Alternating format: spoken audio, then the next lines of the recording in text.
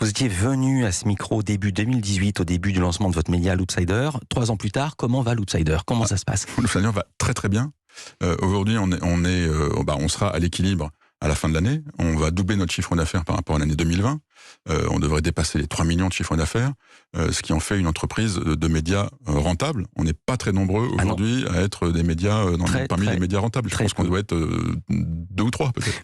Avec Mediapart notamment dans les pure players, et je ne sais pas qui est le 3e. Combien de journalistes au départ et d'employés, combien aujourd'hui? Alors, quand on s'est lancé, il y avait une petite poignée de journalistes, et il y avait surtout essentiellement des journalistes et des gens qui racontaient les histoires. Aujourd'hui, on est une vingtaine dans le staff en CDI, en contrat, qui sont essentiellement des gens qui ont partie de la post-production, ou qui sont des data scientists, ou des gens des commerciaux. Qu'est-ce que c'est des data scientists? C'est des gens qui sont justement chargés d'analyser un peu les algorithmes et de nous aider à créer des outils qui vont analyser les performances de nos vidéos et les changements d'algorithmes. C'est extrêmement important de comprendre dans l'univers dans lequel on est, de savoir comment ça fonctionne, comment ça marche, pourquoi ça ne marche pas, et de pouvoir analyser ça quasiment en temps réel. Et donc ces data scientists utilisent nos données, les données qu'on crée avec nos vidéos, pour analyser et ce qui se passe sur les plateformes et nos contenus. Alors on a parlé de la ligne éditoriale, le modèle économique, c'est un média totalement gratuit. Vous dites être presque rentable. Vous avez trouvé votre modèle. Comment ça fonctionne? Comment vous arrivez à vous financer?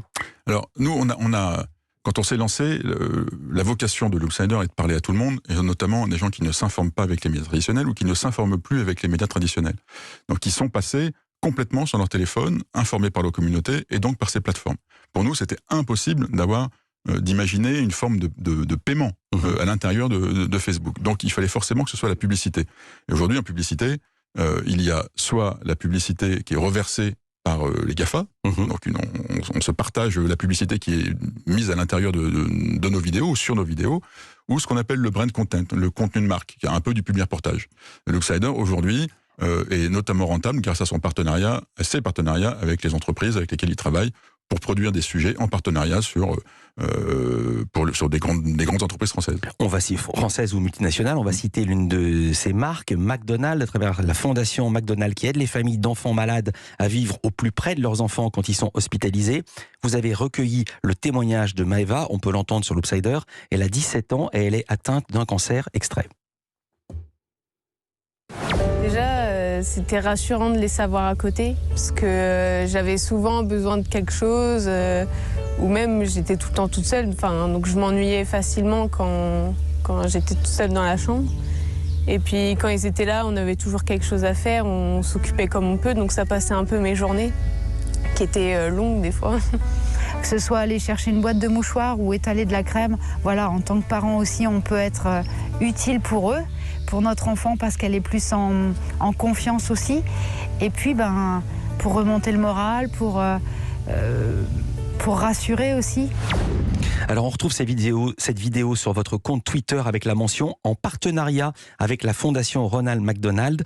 Quelle est votre charte pour faire ce qu'on appelle du contenu sponsorisé? Quelles limites vous imposez-vous et imposez-vous aux marques? Alors d'abord, il y a plusieurs limites. Il y a une première limite, et il faut que les auditeurs le comprennent, c'est que Facebook, notamment, et donc Meta, nous oblige à mettre cette mention en toute transparence. Il faut qu'on explique quand c'est du contenu de marque, que c'est du contenu de marque. Donc ça, on s'y astreint, et c'est totalement logique.